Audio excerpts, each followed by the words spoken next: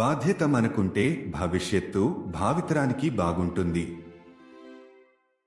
Indian penal code awareness video series ప్రాథమిక చట్టపరమైన పరిభాషలను అర్థం చేసుకోవడం నుండి వివిధ నేరాలకు సంబంధించిన సంక్లిష్ట విభాగాలను అన్వేషించడం వరకు సమగ్ర వీక్షణను అందించడానికి రూపొందించబడింది. ఐపీసీ మన దైనందిన జీవితాలను ఎలా ప్రభావితం చేస్తుందనే దానిపై మీకు ఆచరణాత్మక అవగాహనను అందించడానికి చట్టపరమైన పరిభాషను వివరించుకుందాం.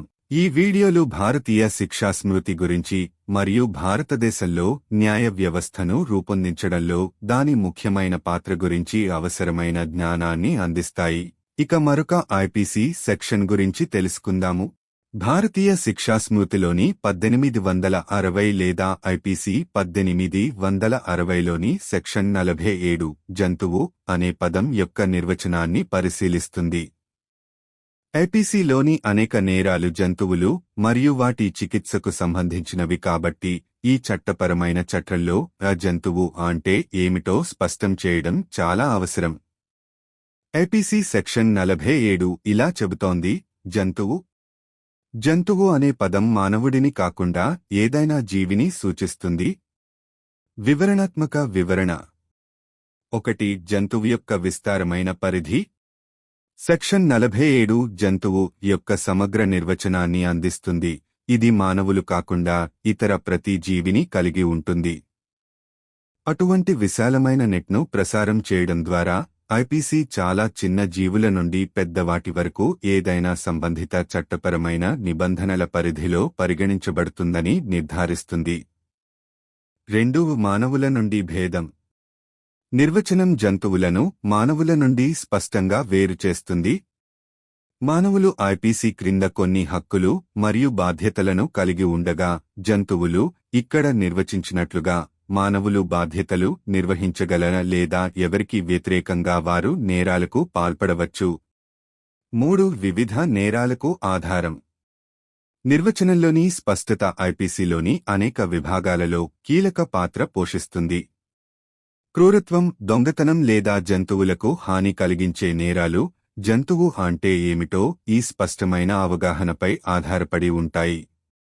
పెంపుడు జంతువులు, వన్యప్రాణులు లేదా కీటకాలు అయినా ఏదైనా జీవికి వ్యతిరేకంగా చేసిన తప్పులకు వ్యక్తులు జవాబుదారీగా ఉండవచ్చని ఇది నిర్ధారిస్తుంది. 4. జంతు సంరక్షణకు గుర్తింపు.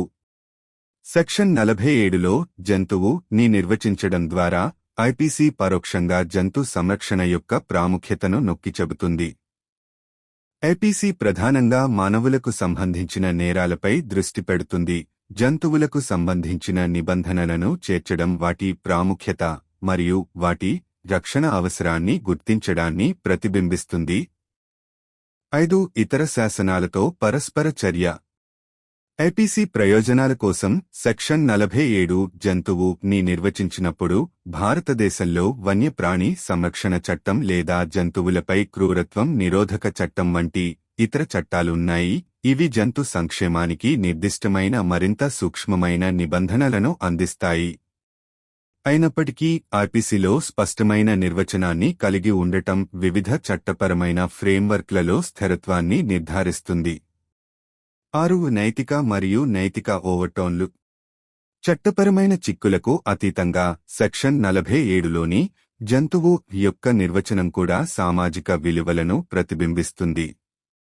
ఇతర జీవుల పట్ల మానవులకు ఉన్న నైతిక మరియు నైతిక బాధ్యతలను ఇది నొక్కి చెబుతుంది. జంతువులను దాని నిబంధనలలో చేర్చడం ద్వారా ఐపీసీ అన్ని రకాల జీవితాల పట్ల కరుణ, గౌరవం మరియు కర్తవ్యంపై విస్తృత సామాజిక నమ్మకాన్ని బలపరుస్తుంది. 7. అభివృద్ధి చెందుతున్న న్యాయశాస్త్ర అభిప్రాయాలు. ఐపీసీ జంతువు ని నిర్వచించడానికి మరియు అర్థం చేసుకోవడానికి పునాదిని నిర్దేశిస్తున్నప్పుడు ఇది పరిణామం చెందుతున్న న్యాయశాస్త్ర వీక్షణలతో కూడా సమలేఖనం చేస్తుంది. ఆధునిక న్యాయపరమైన చర్చ జంతువుల హక్కులను ఎక్కువగా గుర్తిస్తోంది మరియు వాటికి బలమైన రక్షణలను నొక్కి చెబుతోంది. సెక్షన్ 47 దాని స్వంత మార్గంలో మరింత చట్టపరమైన మరియు నైతిక చర్చలను నిర్మించగల పునాదిని అందించడం ద్వారా ఈ ప్రసంగానికి దోహదం చేస్తుంది. ముగింపు. ఐపీసీ యొక్క సెక్షన్ 47 జంతువు యొక్క సంక్షిప్త ఇంకా సమగ్రమైన నిర్వచనంతో కోడ్ యొక్క విస్తృత చట్టపరమైన స్కీమాలో కీలక పాత్ర పోషిస్తుంది. ఇది చట్టపరమైన సందర్భాలలో జంతువులు ఎవరో అర్థం చేసుకోవడానికి స్పష్టమైన పారామితులను సెట్ చేస్తుంది, తద్వారా వాటికి సంబంధించిన వివిధ నిబంధనల యొక్క వివరణ మరియు అన్వయాన్ని ప్రభావితం చేస్తుంది. ఈ విభాగం ద్వారా ఐపీసీ స్పష్టత పట్ల తన నిబద్ధతను సమర్థించడమే కాకుండా అన్ని జీవులకు కరుణ, గౌరవం మరియు న్యాయం యొక్క ప్రాముఖ్యతను నొక్కి చెబుతూ సామాజిక విలువలను ప్రతిబింబిస్తుంది.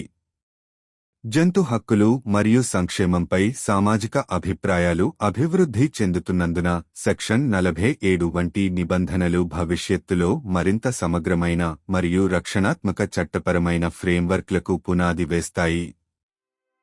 బాధ్యత మనకుంటే భవిష్యత్తు భావితరానికి బాగుంటుంది.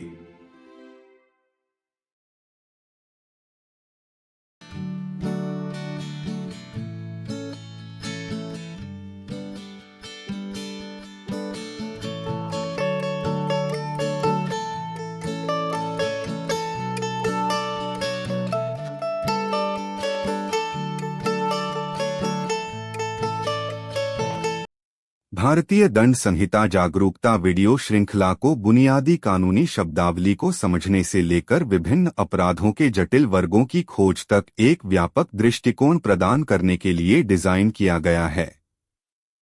आइए कानूनी शब्दावली को तोड़े ताकि आपको यह व्यावहारिक समझ मिल सके कि आईपीसी हमारे दैनिक जीवन को कैसे प्रभावित करता है। ये वीडियो भारतीय दंड संहिता और भारत में कानूनी प्रणाली को आकार देने में इसकी महत्वपूर्ण भूमिका के बारे में आवश्यक जानकारी प्रदान करते हैं। आइए अब आईपीसी की एक और धारा के बारे में जानते हैं। भारतीय दंड संहिता 1860 आईपीसी 1860 की धारा 47 जानवर शब्द की परिभाषा पर प्रकाश डालती है। यह देखते हुए कि आईपीसी में कई अपराध जानवरों और उनके उपचार से संबंधित हैं, यह स्पष्ट करना आवश्यक है कि इस कानूनी ढांचे के भीतर जानवर क्या है।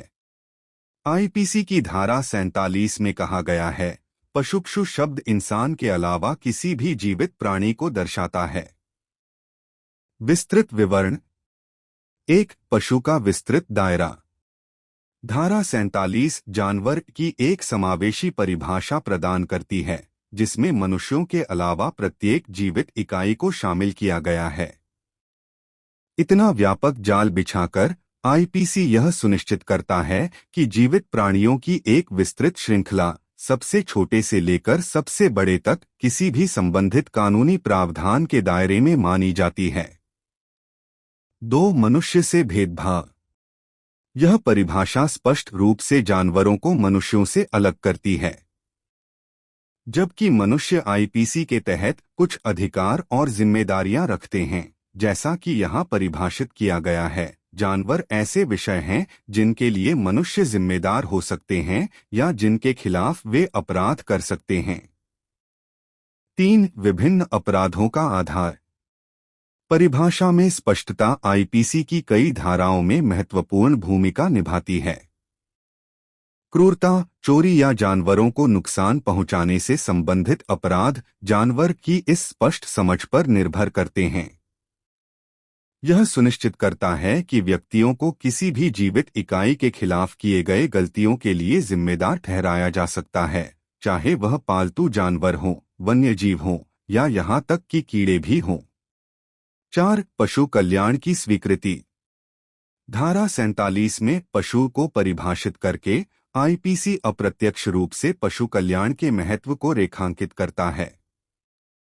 जबकि आईपीसी मुख्य रूप से मनुष्यों से संबंधित अपराधों पर ध्यान केंद्रित करता है, जानवरों से संबंधित प्रावधानों को शामिल करना उनके महत्व की मान्यता और उनकी सुरक्षा की आवश्यकता को दर्शाता है।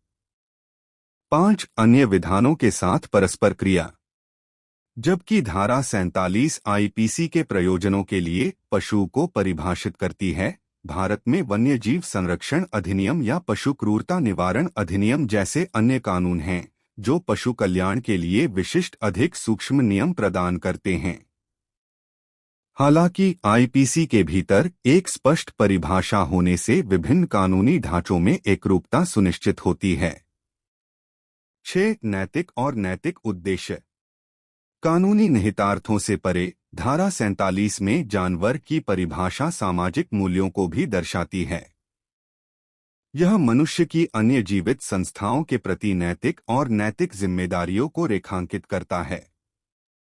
अपने प्रावधानों में जानवरों को शामिल करके आईपीसी जीवन के सभी रूपों के प्रति करुणा, सम्मान और कर्तव्य में व्यापक सामाजिक विश्वास को मजबूत करता है। 7. विकसित हो रहे न्यायशास्त्रीय दृष्टिकोण। जबकि आईपीसी जानवर को परिभाषित करने और समझने के लिए आधार तैयार करता है, यह उभरते न्यायशास्त्रीय विचारों के साथ भी संरेखित होता है। आधुनिक कानूनी विमर्श तेजी से जानवरों के अधिकारों को मान्यता दे रहा है और उनके लिए मजबूत सुरक्षा पर जोर दे रहा है। धारा 47 अपने तरीके से एक आधार प्रदान करके इस प्रवचन में योगदान देती है, जिस पर आगे की कानूनी और नैतिक चर्चाएं की जा सकती हैं। निष्कर्ष। आईपीसी की धारा 47 जानवर की अपनी संक्षिप्त लेकिन व्यापक परिभाषा के साथ संहिता की व्यापक कानूनी योजना में एक महत्वपूर्ण भूमिका निभाती है। यह कानूनी संदर्भों में यह समझने के लिए स्पष्ट मानदंड निर्धारित करता है कि जानवर कौन हैं, जिससे उनसे संबंधित विभिन्न प्रावधानों की व्याख्या और अनुप्रयोग प्रभावित होता है। इस धारा के माध्यम से आईपीसी न केवल स्पष्टता के प्रति अपनी प्रतिबद्धता को कायम रखता है, बल्कि सभी जीवित प्राणियों के लिए करुणा, सम्मान और न्याय के महत्व पर जोर देते हुए सामाजिक मूल्यों को भी प्रतिबिंबित करता है। जैसे जैसे पशु अधिकारों और कल्याण पर सामाजिक विचार विकसित हो रहे हैं, धारा 47 जैसे प्रावधान भविष्य में अधिक समावेशी और सुरक्षात्मक कानूनी ढांचे के लिए आधार तैयार करते हैं। यदि हम जिम्मेदार हैं, तो भविष्य आने वाली पीढ़ियों के लिए अच्छा होगा।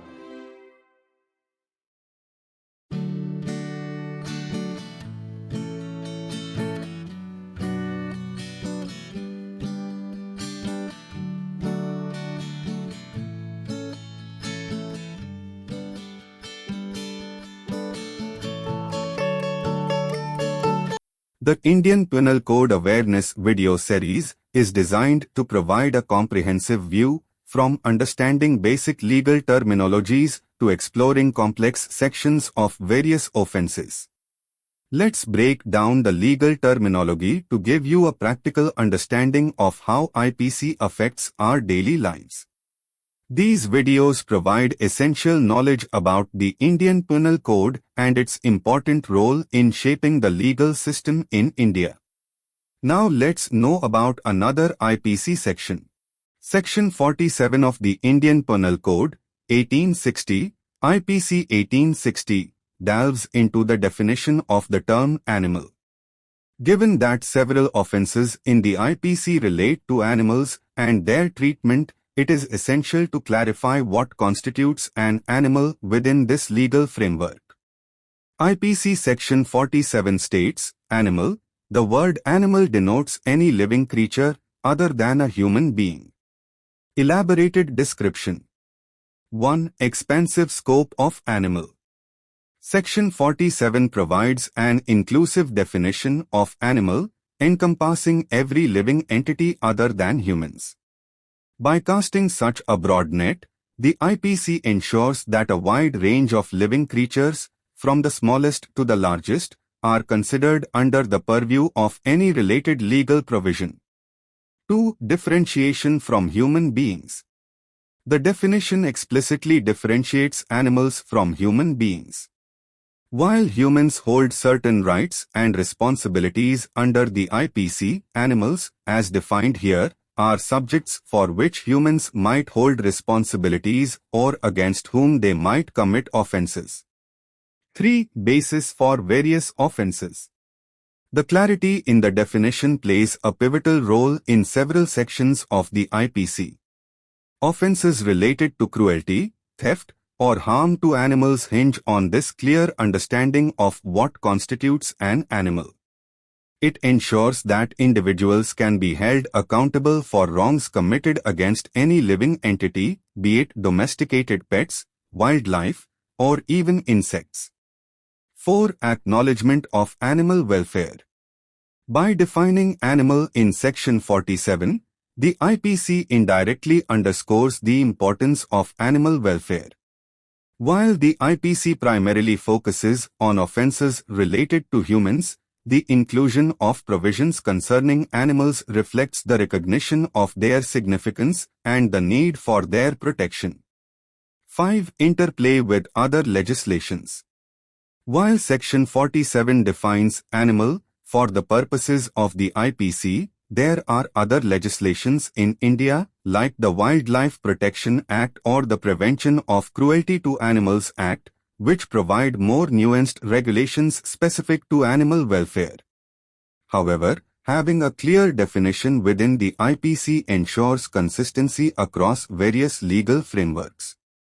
6. Ethical and moral overtones. Beyond the legal implications, the definition of animal in Section 47 also reflects societal values. It underscores the ethical and moral responsibilities humans have towards other living entities. By including animals within its provisions, the IPC reinforces the broader societal belief in compassion, respect, and duty towards all forms of life. 7. Evolving jurisprudential views.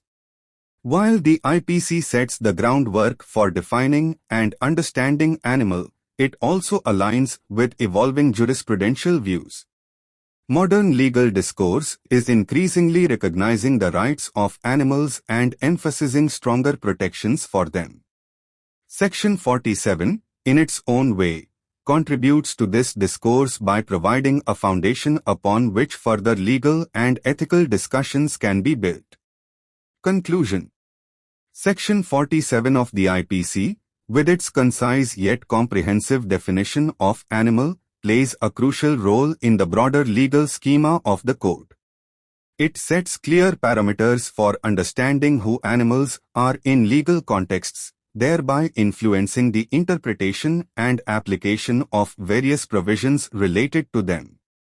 Through this section, the IPC not only upholds its commitment to clarity but also mirrors societal values, emphasizing the importance of compassion, respect, and justice for all living beings. As societal views on animal rights and welfare continue to evolve, provisions like Section 47 lay the groundwork for more inclusive and protective legal frameworks in the future. If we are responsible, the future will be good for the future generations.